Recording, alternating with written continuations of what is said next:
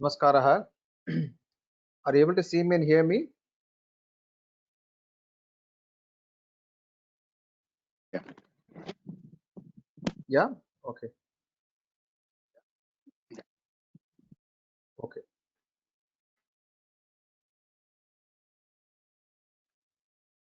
Welcome to this session on Vedanta Karikavali, a primer to Vishishtadvaita Vedanta.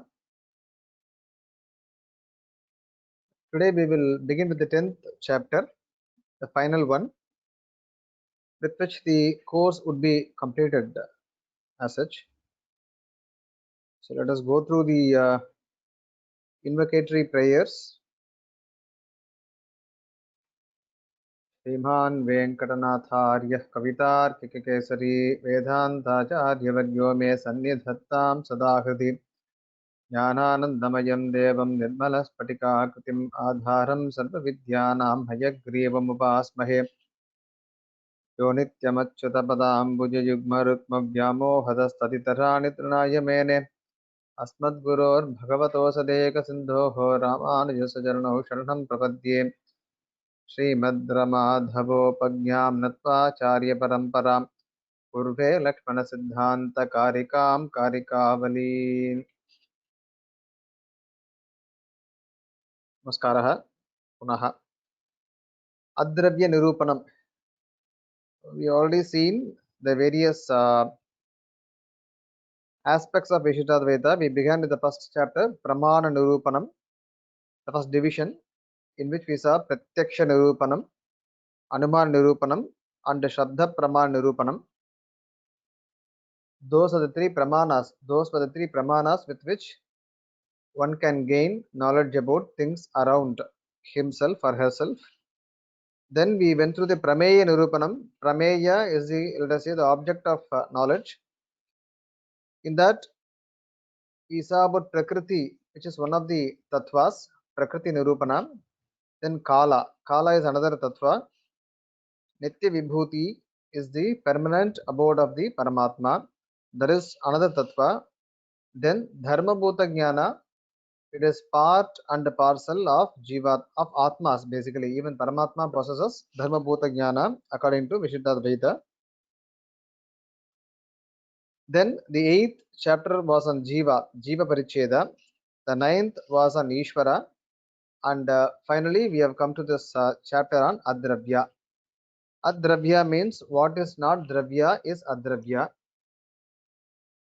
Normally, Adravya is called as Guna in other systems. To be precise, Nyaya system, it classifies as 7 Padarthas,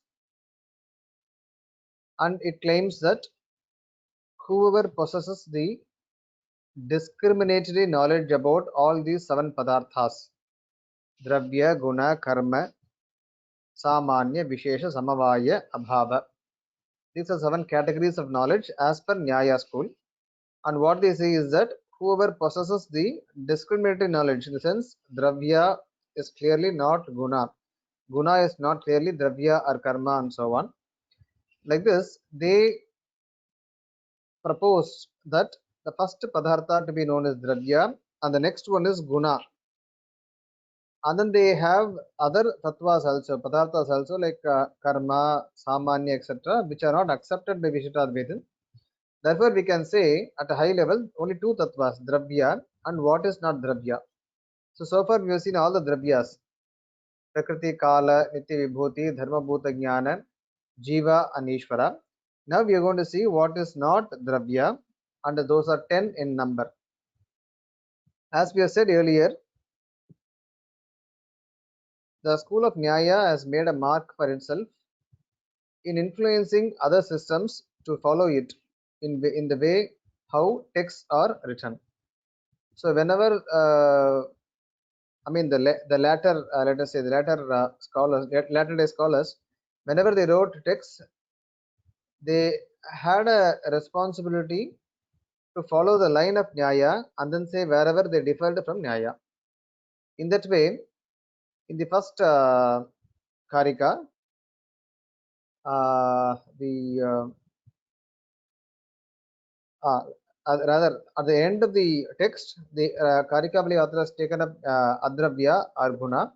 because the previous 9 chapters were denoted or 6 chapters were denoted for devoted for dravya. Dravyame evam nirupyath tadadravyam nirupyate shuddha sattvam mishra sattvam iti sattvam dvidha matam evam dravyam nirupya. So far this dravya has been explained.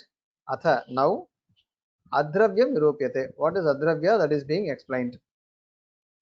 First one is sattva. He is not listing the number of or rather he is not listing the adravyas because he already done it. The first chapter, if you can recollect, Pratyakshanarupana, the 14th karika, sattvam rajas tamas shabdas parsharupa rasa astatha gandhas samyoga shakti chetyadravyam dashadha matam. The 14th karika of the first chapter, namely Pratyakshanarupana, it lists all the 10 adravyas. So now he has taken the first one, sattvam. Sattva is a adravya or guna to be specific. The sattva is twofold. One is shuddha. Shuddha means not mixed with rajas and tamas. Other one is mishra, which means it is mixed with rajas and tamas. Let us go to the commentary now. Purva para sanghati padashana purvakam adravya nirupanam pratijanite dravyamiti. He has included the word dravyameva nirupya. He has begin with the words dravyameva nirupya just to give a continuity to the text. Thus, having elaborated or explained the dravyas, now we will go into adravya. That's a sanghati. Why adravya is taken after dravya? One reason is that the adravyas are supported by the dravyas.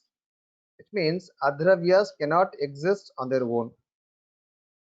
Adravyas are basically qualities to dravyas. Dravyas can be taken as substances, though substances would not explain all the dravyas. Still, for us to understand, we can imagine dravya to be a substance. If let us say a pot,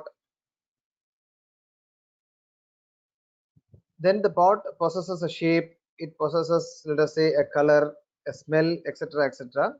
So whatever the pot per se possesses, those are all called as adravyas. Adravyamiti agantukavasthavat dravyam. Now dravyam, when two things are there to be explained, there is no need to explain both the things.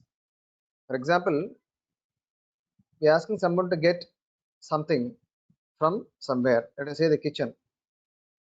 We are kept two things there. One is easy to explain, the other one is, let us say, a difficult one. So you explain the easy one and then say bring the other one.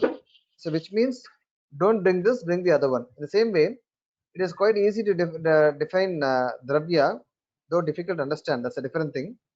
But still, aghantukavasthavat dravyam. Dravya means which has the ability to enter into different states of existence. That is dravya. Tadanyat adravyam. So that which does not possess that ability to exist in different states, like mud becomes pot, pot gets broken into pieces, then it again becomes mud, so the cycle continues. But this is how Shastra has understood adravya. But just to give my personal opinion, as I said in the beginning and as I've been saying in the middle, it is good to, let us say, discuss all these things in the background of science, because maybe we'll get more clarity. It is not one will not to say that one will refute the other, because everywhere knowledge is being actively pursued. For example, colors or colors, are there different colors or only one? In fact, the color rupa is a very complex phenomenon. The same object we can see it in different colors, different people, by different people. So we all know the experiment in the physics lab, where a white ray of light, when it passes through the prism, it appears into 7 colors. A refraction happens and so on. So which means, is there only one color white which changes into so many colors? or then this gives room for philosophical truths as well. So we can say there can be manyness, if I can say, in oneness. There is 7 colors they combine to form one color. So this goes beyond the scope of colors now, this philosophical truth, one in many or many in one. Anyway, so now my point is that we have to take this into consideration of understanding, because uh, we have more practical demonstrations with science with respect to the adravya, whereas shastra is more abstract definitions, and perhaps their the ability to perceive was limited. Perhaps we don't know. Just saying. Perhaps we can take up the study of comparing how science defines the qualities basically, because and how Shastra is going about explaining.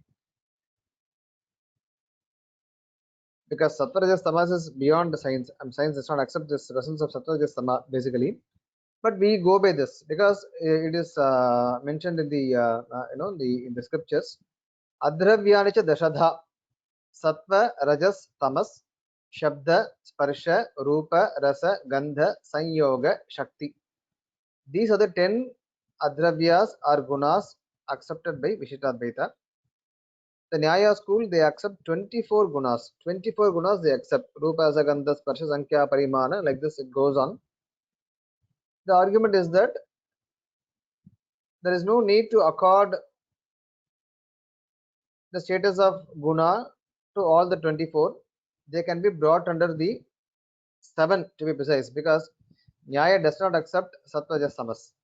Only Sankhya, it accepts Sattva Rajas Tamas, but it does not accept Sattva Rajas Tamas as qualities, but as Dravya itself. They are part and parcel of Prakriti. So these are the 10 gunas or adhravyas accepted by Vishishtadvaita: Sattva, Rajas, Tamas, Shabda, Sparsha, Rupa, Rasa, Gandha, Sanyoga, Shakti.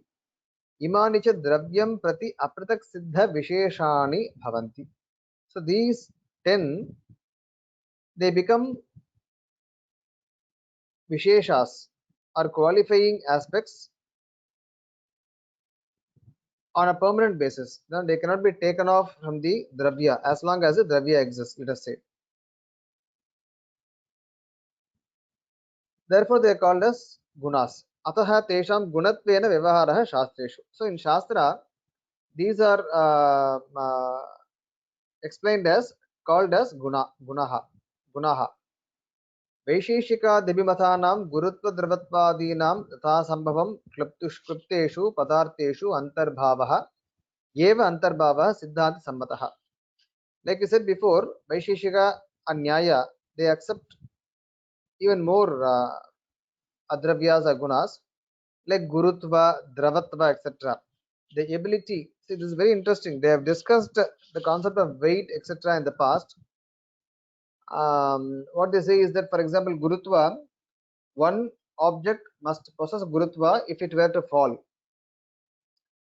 Like a mango falling from a tree, what is the reason for the mango falling from the tree? They never thought about gravity per se, but what they thought was, they said the Nayayikas, what they say is that the mango should possess Gurutva, heaviness. If it does not possess Gurutva, then it won't fall. And then they have their own definitions of explaining Gurutva, and Dravatva is the ability to flow, basically, viscosity or whatever. Yatha Sambhavam, those can be accommodated in the what we have already listed. This is the argument put forth by the commentator. Sorry. Tatra Prathamam Sattvam Nirupayishyane Tasya Dvaividhyamaha Shuddha Sattvam. First he takes up Sattva and then says Sattva is twofold. Rajastamo Abhyam Sprishtam Adravyam Purva Muchyate Rajastamo Abhimishram Tu Mishra Sattvam Prakirtitam. Straightforward. That Sattva, which is not intermixed with Rajas and Tamas, is called as Shuddha Sattva. And that which is mixed with Rajas and Tamas is called as Mishra Sattva.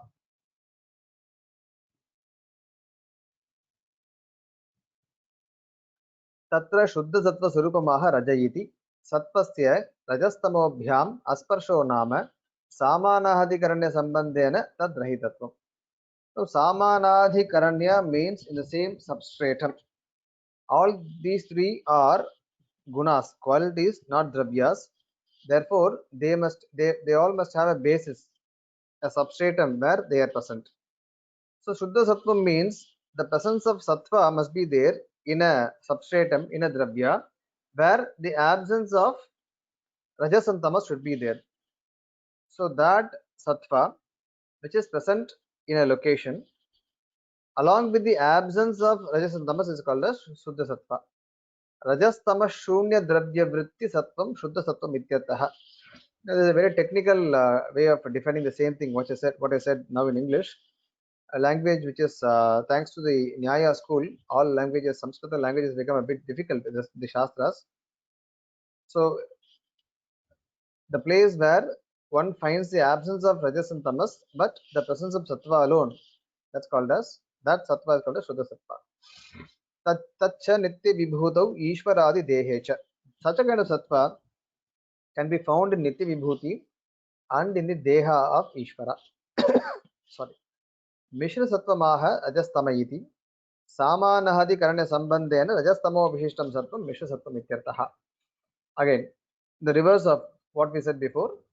A place where Sattva is found, Rajas and Tamas are also found. That is the Prakriti, it's called as Triguna. That's called as Mishra Sattva. Tacha Trigune Tad Vikareshu cha. And that is found in Triguna or Prakriti and its evolutes. Shuddha Rajaha Shuddha Tamascha na staha. In contrast to Shuddha Sattva, if someone were to ask, do we have Shuddha Rajaha and Shuddha Tamaha? No, not there. एवं येषाम् अद्रव्यत्व परिगणनेन तेषां द्रव्यत्ववादः सांख्यादभिमतः प्रत्युक्तः.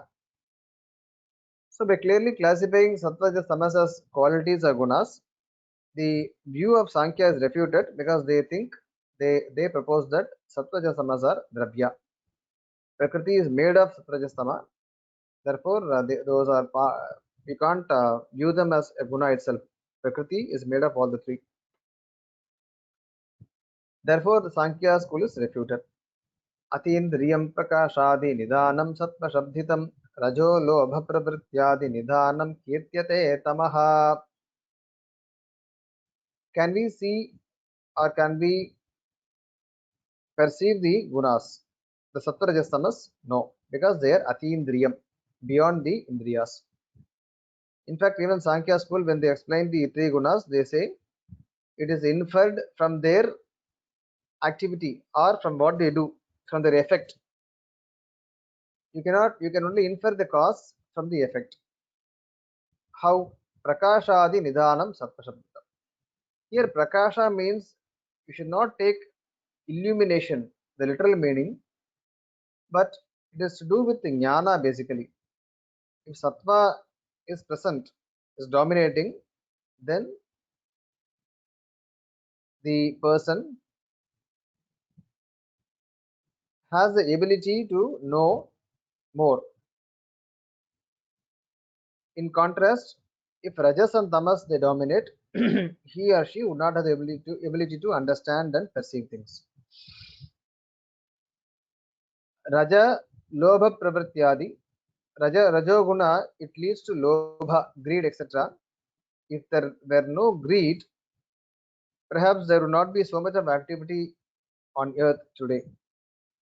The very reason why we are all running without being willing to take rest is because of the presence of Rajoguna. Thanks to Corona, it brought the entire earth to a halt, and we know the result. What's been happening since then. But anyway, we're just waiting eagerly to again go back to our running tracks. Very soon, the world will even rotate more fast than the past. So Rajas is the reason for the lobha, etc. Then kirtyate tamaha pramada mohadi hetu. Tamaha is the reason for pramada, means delusion, illusion, whatever, that laziness, etc. For those kind of attributes, tamas is the presence of tamas is the reason, or tamas is the reason. Sattvadhinam swarupamaha atindriya iti. Atindriya means beyond the senses. Atindriyatve sati prakashadi karanam adravyam sattvam iti tallakshanam. Lakshanam is a technical way of defining being atindriya and then being a reason for prakasha. Adi means happiness, sukham, etc. So that adravya, which is atindriya and which is also the reason for prakasha, sukha, etc. is called as sattva. Shabdadi vyavrityartham atindriyatva visheshanam. If we just say only prakashadi karanam adravyam, Shabda also becomes the reason of perception. Rupa also becomes the reason of perception. Therefore, Atindriyam. Shabda is not Atindriya because we can perceive through our ears. Therefore, to ward off Shabda, Atindriyatva, the term Atindriyatva is required. This is how definitions are refined initially to sharpen the mind.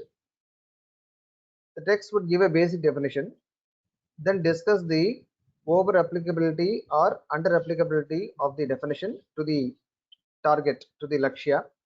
Then they would say this word has to be included so that the definition does not include other unintended items. Like here, if the atindriyatva term is not there, then prakashadi karanam is present in karanatvam is present in shabda also. Therefore, to ward off that, we say atindriyatva. And shabda is not atindriya because it is perceived by the sense of ear. Rajastamo vyavrityartam dvitiyam visheshanam. If you say only atindriyatva, then that would again apply to rajas and tamas. Therefore, prakashadi karanatvam is included. Though rajas and tamas they possess atindriyatva, they do not possess the prakashadi karanatvam. That's how the definition is sealed basically. Tadrisha dravya vyavrityartam adravyam iti visheshyam. Well, a dravya can also possess these qualities, atindriyatvam and prakashadi karanatvam.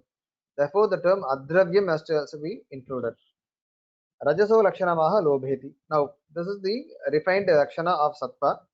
Atindriyatve sati prakashadi karanam adravyam sattvam iti lakshanam. So, three components are required: atindriyatvam, prakashadi karanatvam, and it has to be a adravya. Rajasaha lakshanamaha lobheti. Atrapi atindriyatwadi visheshanam tat prayojanam chanusandeyam. Here the commentators will just show the direction and then we have to do the homework. Here also we have to add atindriyatvam and other aspects. Tama ityutra anvitam lakshya nirdeshaha. Tamaha, the word tamaha does not belong to this karika. It belongs to the next karika, but this is how text is composed. For want of space, he has included tamaha here. Pramada mohadi hetuhu ittam traigunya rupanam laye samani chaitani vishamani udayadishu. Checking any questions or chat is there. Tamas is the reason behind pramada, delusion, illusion, etc. The three gunas, the three adravyas, sattva, rajas, tamas, they are in equal balance during laya or absorption or pralaya. And the moment there is a change in their proportions, Srishti begins, or to put it the other way, when Srishti begins, their balance is disturbed. Pramada iti atrapi atindriyatvadi visheshanam tat prayojanam cha anusandeyam. Same thing. Yevam traigunya nirupam kritam iti upasamharaha. Therefore, the three gunas are defined now. Now, the commentator, he brings in pramana from Bhagavad Gita. Sattvadhinam swabhavaha karyani cha bhagavata spashtam agayishyata yatha in Bhagavad Gita. Sattvam sukhe sanjayati rajah karmani bharata jnanama avrityatu tamaha pramade sanjayatyuta. Now, sattva, the presence of sattva leads to happiness.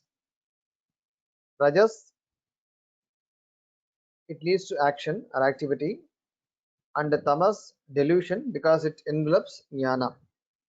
There is a sloth, sleepy condition, etc. Then the three seem to be opposed to each other, then how can the three, first of all, they stay in one place? Even if they stay in one place, how can they can affect individually? Because all the three are always there. Like you can imagine three sumo wrestlers fighting at the same time. So it's like a lock situation. Nobody is allowing the other one to move. Then the shloka says, Rajas tamascha sattvam bhavati bharata rajas sattvam tamaschaiva tamas sattvam rajas tatha. Rajas tamas chabibhuya. Sattvam, it dominates rajas and tamas, and then it operates. The same way, rajas, when its turn comes, it dominates sattva and tamas. And the same way, tamas, when it operates, it dominates sattva and rajas. सर्वद्वारेषु देहेऽस्मिन् प्रकाश उपजायते ज्ञानं यदा तदा विद्यात् विवृद्धं सत्त्वमित्युत. Some days we do get that freshness in the early morning where there is happiness. As soon as we get up, we feel so light and happy and just raring to go do something. That's called as the dominance of sattva. And things are very clear. You don't, when you look at the mobile phone, as soon as we get up, we all the first thing is to look at the mobile phone, what messages have come. If no messages, then we refresh because we want to get messages. Then sometimes we are not able to see clearly. You have to go and wash your face and come back and then see. When sattva is dominating, no need. Just wake up, look at the phone, things are very clear. And so then know that sattva is operating. So when there is jnana, when you're able to perceive with your senses very clearly, then sattva is dominating. Lobha pravrittirarambha karmanam ashamaspriha rajasya etani jayante vivriddhe bharatarshabha. And happiness. There is some kind of disturbance inside. No, I want to do this. It leads to anger or some irritation. These are all desires are being born. So these, when we have these kind of conditions, then we should know that rajas is operating. Aprakasho pravrittischa pramado moha yevacha tamasya etani jayante vivriddhe kuru nandana. This we can experience in the during the online classes that's happening now. Online classes, you have kids at home, then you can observe the kids, because when they go to school we hardly observe them.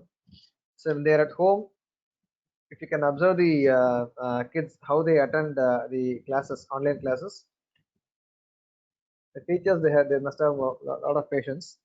Some kids today, someone was telling me, one kid, 6th standard student, he or she has put the photo of other child into this child's DP or whatever to create confusion. The teacher is looking at the screen, there are two kids with the same background or whatever. So all these things are happening because of Raja Guna. Some kids are very sincere. They don't get up from the place. Some are like, they put something else and then sleep or not there at all. So this is all because of presence of three gunas. And so aprakashaha apravritti. So there is no motivation to act basically. Then feeling like sleepy and all these things. There the we can understand tamas is operating.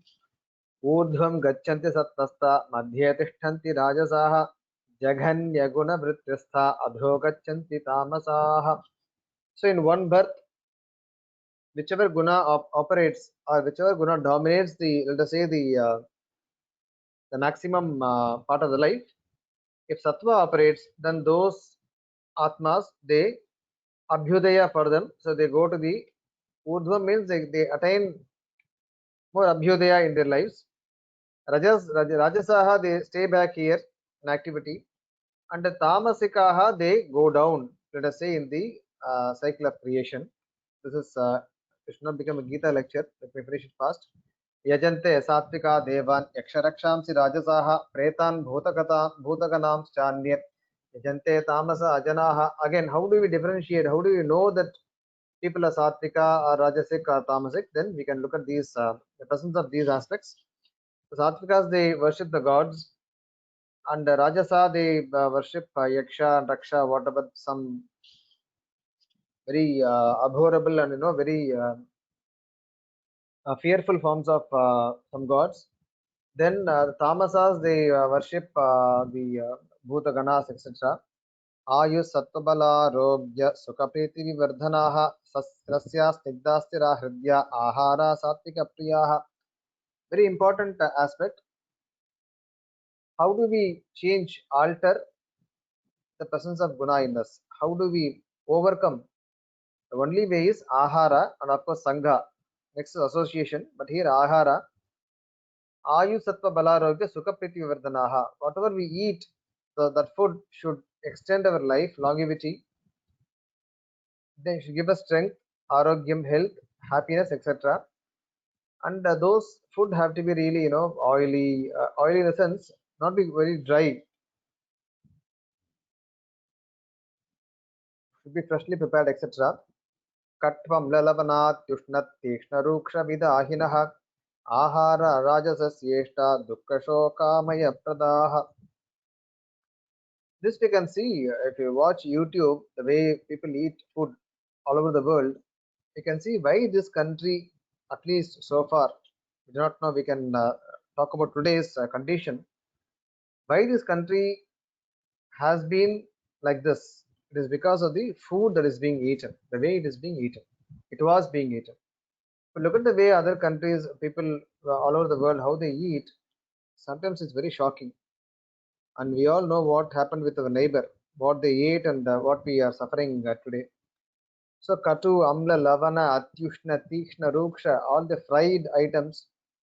So many names are there. I don't know the meaning of so many terms. You go on the road, you see on the advertisement boards and in the front of the entrance of the hotels, etc. So those are all liked by the Rajasa people.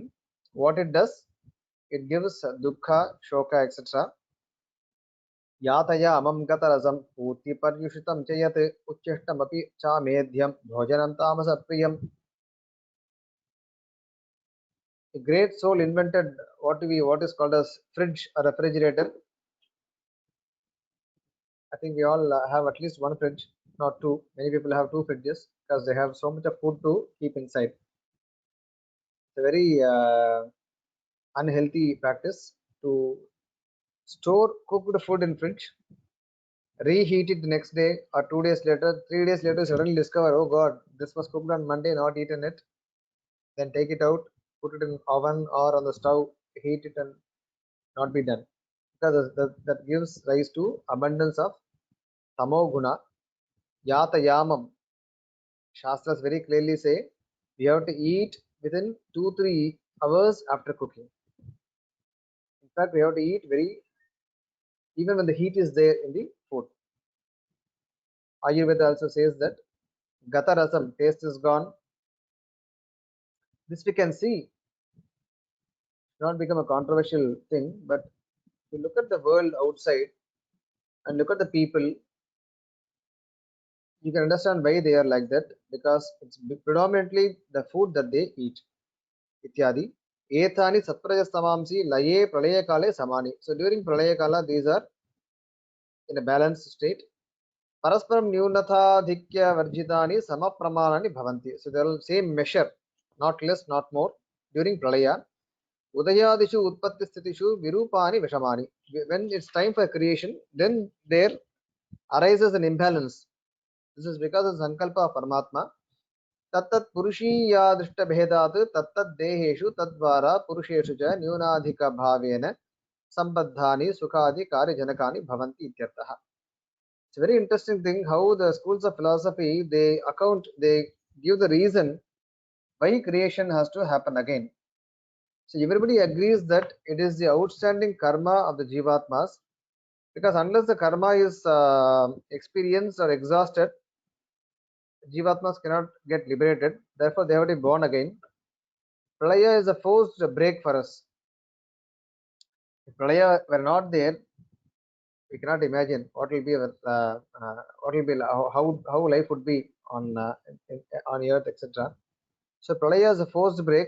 Then after the break, our outstanding karma would decide what kind of body we will take, and accordingly the earth will, Prakriti would change. For that change, the proportion of the gunas would change accordingly. Next, Shrotragrahyo guna shabdo varna varnatmana dvidha talubheryadi jatvena bhuta panchaka vartyasau. Now he goes to the next guna, shabda. What is shabda? Shrotragrahyo gunaha shabda. That which can be perceived or known through the sense of ear. Ear, E-A-R, that is shabda. And that is twofold, varnatmakam, avarnatmakam. Talu bheryadi jatvena bhuta panchaka vartyasau. Talu bherya. Talu is the body parts we have. The words that we speak are also shabda, but they appear to be meaningful to us. Bheryadi, when sound is created or made with the help of bheri and other instruments, that shabda is avarnatmaka because we cannot understand anything. Perhaps they would have a limited meaning, some danger, something could be there, but we cannot as such decode the sound of the bheri. Interestingly, bhuta panchaka vati asau. The Karikavaliyata says all the bhutas they possess shabda. Gunatrayam nirupya anantaram shabdam lakshayati shrotrayati. After explaining the three gunas, shabda is being explained. Guna iti swarupa kathanam. Gunaha is a swarupa. Therefore, shabda is guna basically. Natu lakshana koti pravishtam prayojana bhavat. Guna here does not form. Okay, this is a bit technical. The Nayayikas, Nyaya school, for them, they have to include guna in the definition because they Shrotra Grahyatvam means the ability to be perceived through the ear. Okay. So there are two aspects now, the ability to be perceived through the ear and being a guna. If the ability of being perceived through the ear is possessed by aguna, that which is not a guna, then we need to necessarily put the word guna in the definition. Because then you say if shrotra grahyaha shabdaha, then let us say there is something else, a dravya, which is also shrotra grahya. Let us say, I mean, just saying, a jivatma can be perceived through the ear, or time can be perceived through the ear. Then if you say shrotra grahyaha shabdaha, then this definition would be over applicable to jivatma and kala, if that's true, of course. So to ward off that, we have to add the term gunaha. Then if you add gunaha, then shrotra grahyo gunaha shabdaha, this definition would not apply to jivatma because jivatma is a dravya.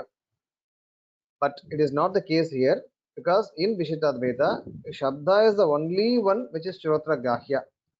But for Nayayikas, they have accepted something else also to be shrotra grahya apart from shabda.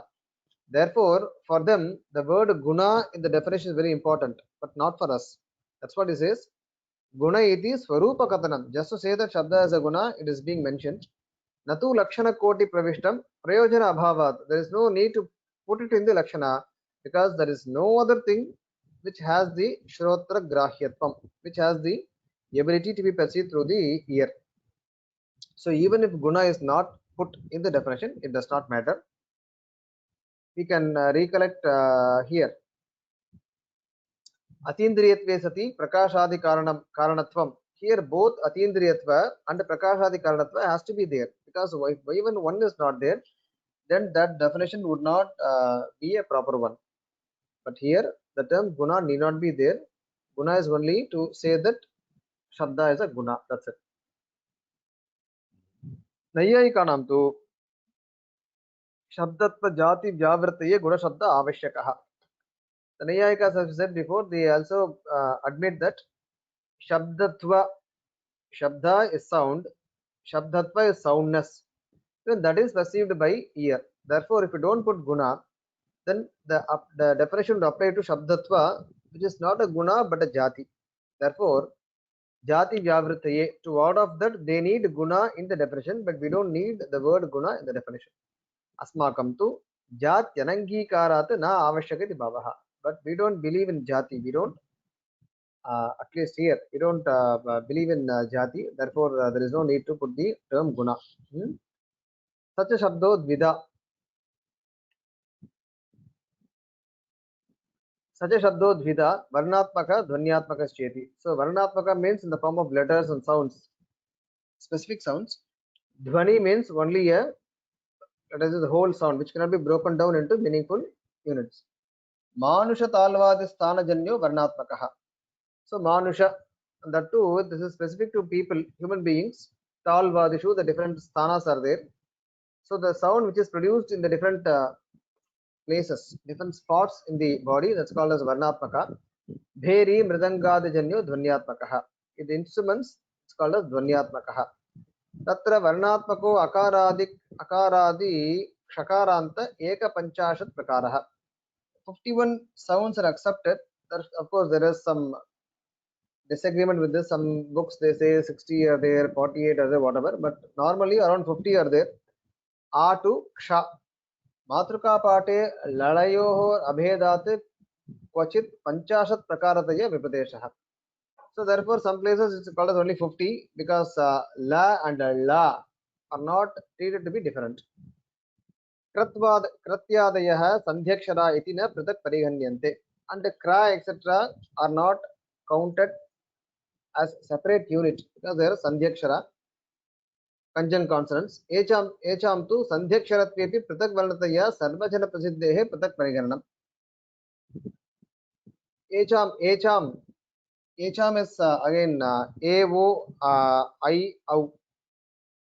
If you see, this is grammar basically. A is the sound a, not ye, not ya, a. The sound a is basically two a plus e.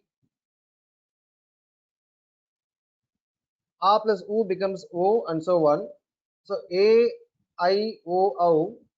Even these four are the sandhyakshara, but again they are counted as separate sounds. Therefore, there this is not taken. Whereas consonants, conjunct consonants are not considered to be separate sounds. They can be broken down. Teshamapi haspadirgha bhedaha santyeva prayujyante chate vede kvachiti shakhasu loke cha prakrita dramidadishu bhashasu cha.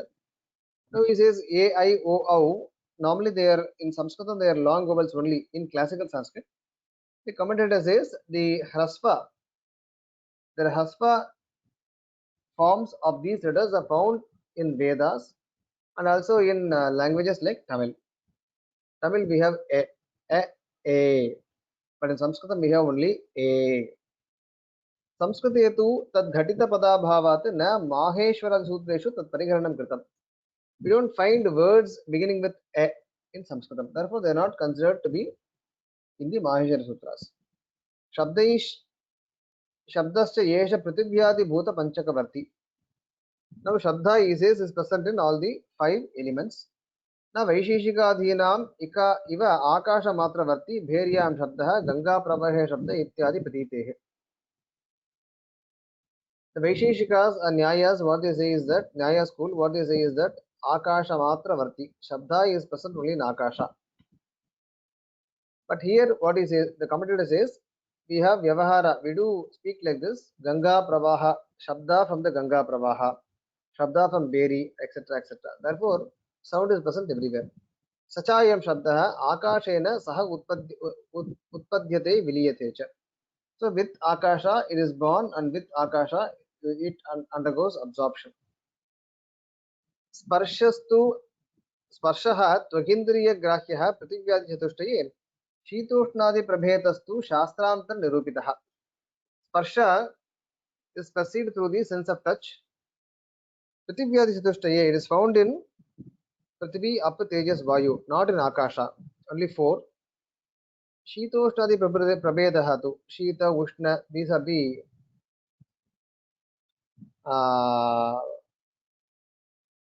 differences. These are the types of Sparsha. they are proved in the other shastras.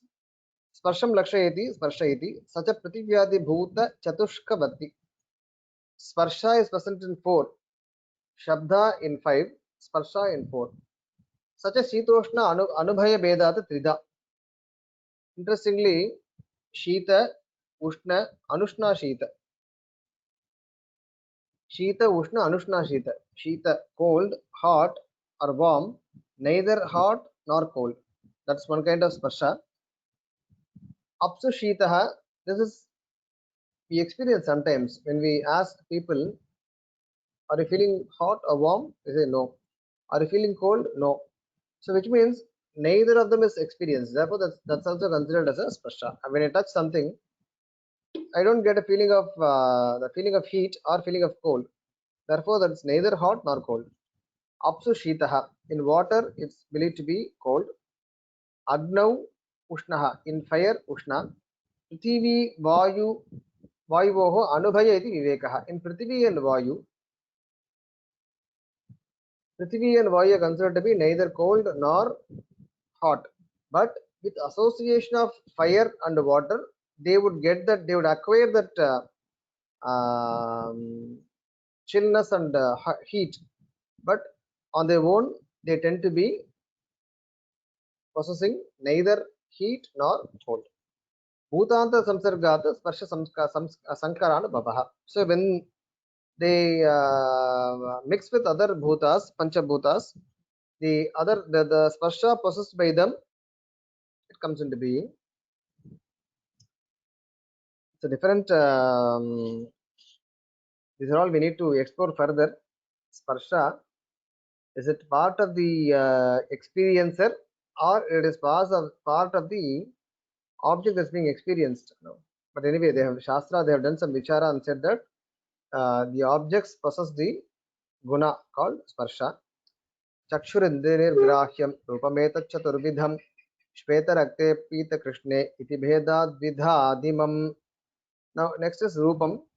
Chakshurindriya nirgrahyam, that which can be perceived through the Chakshurindriya is called as rupam. Then that's fourfold. Shvetaha, Rakta, Pita, Krishna. Iti Bedhat Dvidhadimam. Shveta is again twofold. Shveta, Rakta, Pita, Krishna. These are the four which is being accepted by Ishta Veda. Rupam Lakshayati, Chakshuriti. Rupasa Chaturvidyam Shvetadina. White, red, yellow, and black. Shvetasya Dvaividyamaha Dvidhadimamiti. And Shveta Varna is twofold again. Bhaspara Bhasparatvabhyam Bhaswaram Tejasi Stitam Prithvi Jalayoho cha etat abhaswaram udahritam.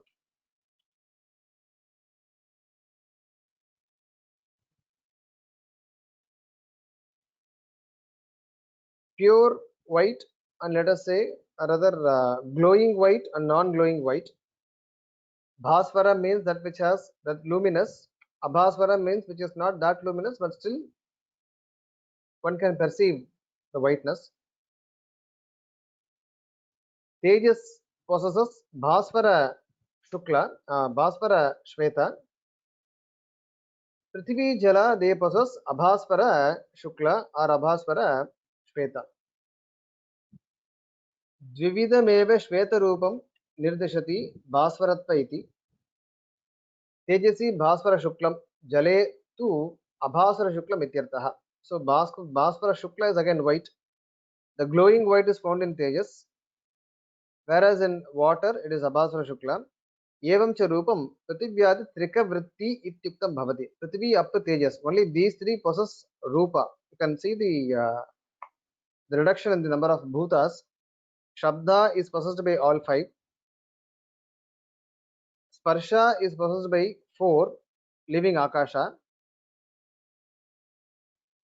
And Rupa is possessed by Prithvi, Up, and Tejas, leaving Vayu and Akasha. Like this. Evam cha Rupam Prithvyaditrika Vritti Tiktam Bhavati Chitram Nama. Now the Nayayakas, they accept Chitra as a different Varna. Here they say Chitram Nama Panchamam Rupamiti Vaisheshikadayaha Tanna. We don't accept that.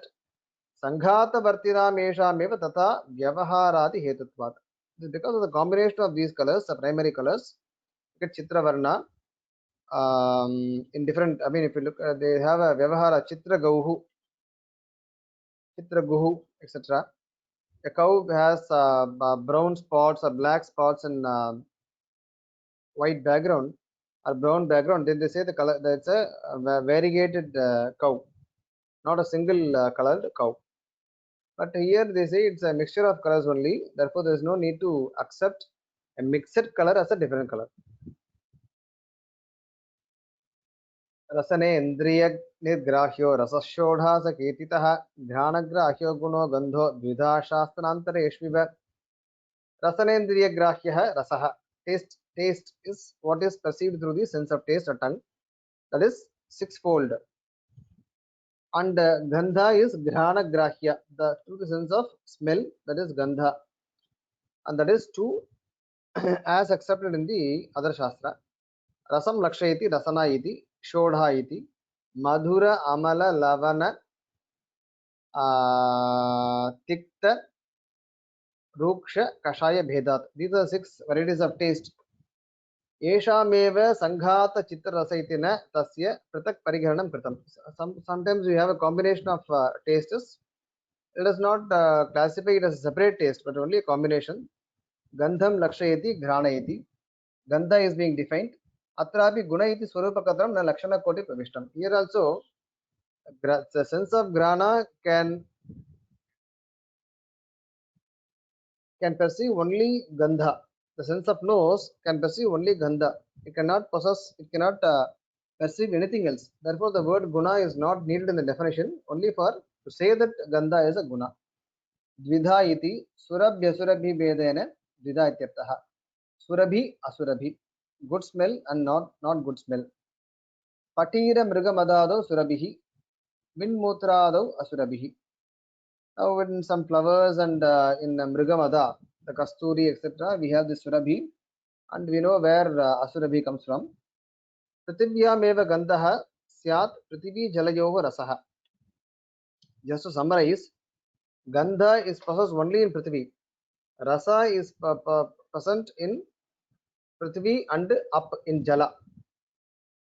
So, gandha only Prithvi, rasa in Prithvi Jala, rupam in Prithvi Jala Tejas, sparsha in Prithvi Jala Tejas and Vayu, and Shabda in all the elements. That's the next Karika.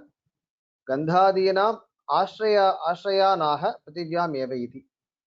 So Gandha, the ashraya or the substratum for these colors are being gunas are being mentioned. Prithvi alone possesses Gandha. Jaladu tat pratitistu Prithvi bhaga samsarga krita. If you say the water is smelling, then the presence of Prithvi brings out that smell in water. Per se, water does not possess smell. Savayishviti. This may contradict the science because they say water is colorless, odorless, and so on. But here we accept water to possess abhasvara shukla. Savayushviti vayu sahiteshu prithvi jala tejas ityartah. Tejasu ityartah. Vayu sahita savayushu means vayu sahita along with vayu, which means prithvi jala tejasu ityartah. शब्दः पंचसु भूतेषु प्राधान्येन एवं उच्यते. पंचीकरण रीत्या तो सर्वे सर्वत्र संगताः. Shabda is present only in all the bhutas. Now, how do we have this vyavahara that only Prithvi possesses gandha, etc.? Because that's before, let us say, Panchikarana. We saw Panchikarana before, but after Panchikarana, all the whatever the gunas we saw are present everywhere because of the mixture of the elements per se. Therefore, one cannot in the conditions that we have, no, this is post Panchikarana. Here we cannot restrict and say only Prithvi possesses Gandha. No, Gandha would be present in even air and water, etc. because of the presence of the mixer presence. Panchasu iti Prithvi Tejo Vaivakasheshu ityataha. Pancha means all the 5. Idam cha ashraya visheshakatanam tatra tat tad guna bhuyastva nibandhana mityaha. But just now we have said some gunas are present somewhere only. That is because of the abundance of the gunas in those ashrayas. Pradhanyaneti. Panchikaran ritya to sarve shabdadiya gunaha sarveshvapi bhuteshu vartanti ityaha panchikarana. After panchikarana, the gunas are present in beyond their ashraya as well. Panchikarana prakriya to prathama parichede vyakyatau avagantavya. That which we have seen before. That's in the prathama paricheda, first lesson. Samyukta pratye hetuhu samyoga iti katyate karyakarya prabhedena sa sanyogo dvidamataha. The sanyoga we will see in the next class, because we need to give some background to understand what is sanyoga. Sanyoga is contact basically. The contact is a guna, being accepted as a guna. But we will see a little bit of how Naiyayikas understand sanyoga and how Vishtadvaita understands sanyoga in the next class. If any questions are there, can be asked now. Hope the session was audible and visible. Slides are visible.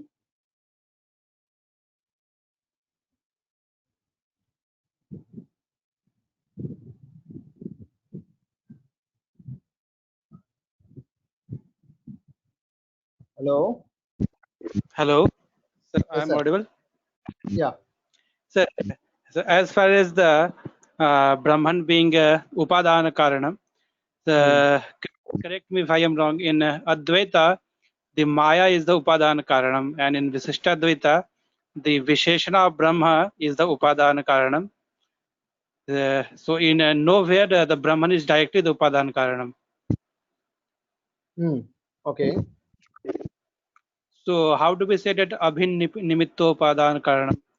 Just like Madhavas, they also are saying, accepting that Brahman is not Upadana Karanam, but the body of Brahman is Upadana Karanam, or due to Vivarta, Isvara mixed with Maya is Upadana Karanam.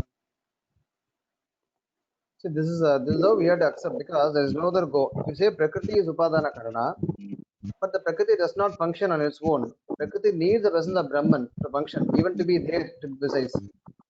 So since it is a Brahman which is Antaryami for Prakriti and then makes it act, we can never perceive of Prakriti to be without Brahman. If it were, then Prakriti would not exist.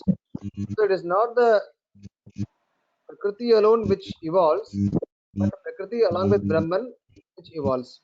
Therefore, Brahman along with Prakriti is considered as Upadana Karana. In the same way, even in Advaita, it is not Maya which alone creates the world, which alone brings in the reflection. It needs Brahman as a basis.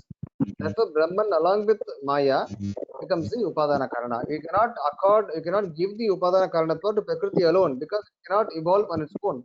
The process has to be started and monitored by someone.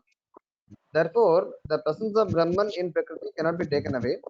So in Prakriti, Brahman is present as Antaryami and in an inseparable manner, and the Prakriti becomes a Visheshana to Brahman.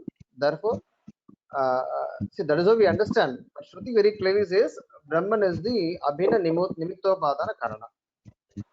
But how do we accord Upadana Karana to the Brahman? Brahman does not change, but the Brahman as qualified by Prakriti changes. Therefore, Brahman becomes Upadana Karana along with Prakriti again. It is not the pure Brahman which is Upadana Karana. It is Brahman along with Prakriti becomes Upadana Karana. Even Advaita, Brahman as associated with Maya becomes the Upadana Karana, not Brahman per se. So is it that like the very definition, Upadanam is something which is changing, but it Yes. is that body of Brahman which is either expanding or contracting, but the Brahman is remaining unchangeable because it is avikara. Yes. The Swarupa of Brahman is Nirvikara. But here what we accept is that this Brahman is always associated with Prakriti and Jivatma. So there are no changes in the Swarupa of Brahman per se, but the changes are accepted indirectly through Prakriti and Jiva in the Visheshanas of Brahman, not in the Visheshamsa. Therefore, Brahman per se does not change. No no dosha, etc. But they are limited to the prakriti and the jiva which change. That is accepted. That is not an issue. So is it similar to like saying Sarvam Khalvidam Brahma? In Sariratma Bhava, we are saying that these are Brahman, but these are not actually Brahman. So is it similar that we are saying Brahman is Upadhan Karanam only in Sariratma Bhava, but not in actual sense? Yes, very strictly speaking, Brahman is not the Upadana Karana, but Brahman as associated with the Prakriti and Jivatma is Upadana Karana. But if you cannot perceive that way, if you are allowed to take away Prakriti and Jivatma, then that Brahman is not the Upadana Karana. Brahman mixed with the Prakriti and Jivatma becomes the Upadana Karana. That's why But very clearly they say, tell me. just like the example was there, Ekana Mritvindana Sarvan Vigyatam Bhavati. But if the Brahman and the Jivas are different from each other, how by the knowing the Brahman, something which is different from Brahman is known? Can you come back, sir? So I am asking that, like by knowing one clay, the entire pot is known, but here Brahman and Jivatma are different from each other. The tattvas are different. So how by knowing Brahman, something which is different from Brahman is known? Okay, okay. See, what it means is that the Karya Karana Yoho Ananyatvam. What Shruti there says is that the Karya and the Karana are same. Okay. So, before creation, it was Karana Brahman, which is again mixed with Sukshma forms of Prakriti and Jivatma. Karya Avastha is Karya Brahman mixed with Stula Avastha of Prakriti and Jivatma. By knowing this, when one knows that I am also a Visheshana Prakara of a Brahman, being a Jivatma, then that becomes a reason to attain moksha. So the oneness is only with Karya and Karana, which are again Brahman only, but in Karana, Brahman is qualified with Sukshma Avastha of Prakriti and Jivatma. Whereas in Karya Avastha, it is the Stula Avastha of Prakriti and Jivatma. It does not talk about the oneness. Therefore, if you since Karya and Karana have the same properties, that's the intention there. See, if you have Tila and Thailam, we can perceive the similar nature in both. That's what Shruti is trying to say there. If it were different, then you would find different guna in the Karya and different gunas in the Karana, then the linking would be a problem. So it means that Ekena Vijnana means knowing Visisht Brahman. That Yes, was earlier but Sukshma and now becomes Sthula. exactly that's what it says. Yeah. It was earlier Sukshma Brahman with a Sukshma Chitta Chitta. Now it is Brahman with a Stula Chitta Chitta. And another doubt is that, like the Shruti says, never is coming back. Means once you go there, it's not coming back. It means that there is a chance of first time being fall down, and but once we go again, there is not coming again. Like you said that coming back to Brahman. Uh, is it when there is chance of falling once from there in the very beginning? Yeah. See, that's why the beginning is beyond question. Beginning is always Anadi. Yeah, that is The said. the example is that like a joke. If one goes to a doctor and then says, I have the disease, and the doctor says, Baba, this is you are in a very serious condition now. Take the medicine now. But the person says, no, no, tell me how I got the disease. Only then I'll take the medicine. Array, if you don't take this medicine, you will die soon. No, no, I don't mind. I want to know how I got the disease. So don't do that way. Somehow it has happened. So don't question that. Now you perhaps you get redeemed, and then you can go and find out when you get Sarvagyatva. Then you can go and find out there what made the Jivatma to fall from there, or how we got into samsara. No, because the question would come that, as you had said, someone asked Kurat Talwan, why someone is Ritta and someone is Vadha? The answer he gave that it is the Sankalpa of Perumal. So if by his sankalpa he is making someone nitya and someone baddha, doesn't bring dosa in him. No, see, different people require different forms of answers. Okay, and you can't give the answer to same answer to everybody. So some Yeah. people it is given through Ishvara. For some people it is said one cannot find out. That's a fact. It is not only Vishuddha anybody for any system, nobody even for science also, it is not possible to find the first moment of creation. Because if you say I have found out, then the next question would be what was there before that? Or why creation first of all? So some systems or each system proposes that this is how we have to understand. So that's it. So you won't be able to find an answer. If the best answer which we can give is Ishvara Sankalpa, who can question it? That's how it is. Things are like this. Because the way Nastikas asks, you say this created this, then who created Ishvara? Like this. Some Nastik Darsanas are there which they pose this type of questions. Sorry, anybody can ask any question, sir, but do they have an answer for the same question? No. No, no.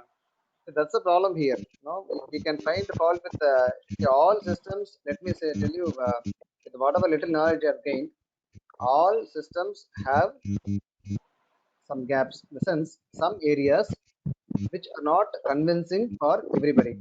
Maybe as a Vishiddha, within one would be convinced. No, I'm happy. I'm okay with that. I don't see a problem there.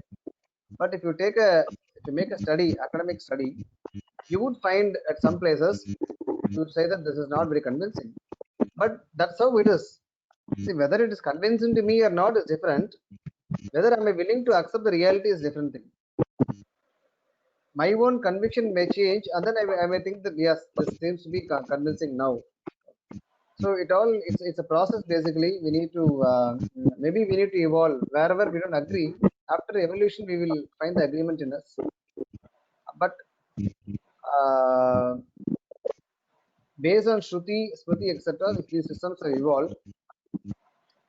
Even the Brahma Sutras, and it is universally accepted that Vishiddhadvaita system is more closer to the Brahma Sutras and even to the system of Vedanta. Well, of course, that's all debatable. One may agree, one may disagree, but I think nobody can give you a direct answer if you say, I'm not convinced, saying why Ishvara should have such a sankalpa. It's quite difficult to answer. Okay, okay, sir. Thank you so much. Okay.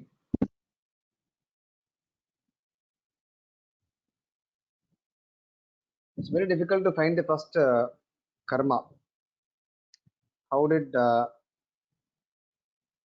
it's quite difficult. Even Alvars, Tiruvayamozhi, Nammalvar says, Annal nee tanda aatkayin vai uyalven. I'm just revolving in the samsara with the body that we gave once. So with that, I've come to this stage. So you have to protect me. That's it. That should be the bhava. Okay. If there are no questions, then we can finish this session. I'm hoping to complete in 2 weeks. Let me have set target for myself. There are only 30, no, 24, basically 24 karikas. Let me see. Let me try to complete it in 2 weeks so that we should wind up the session. कवितार्किकसिंहाय कल्याणगुणशालिने श्रीमते वेङ्कटेशाय वेदान्तगुरवे नमः. नमस्कारः, धन्यवादः.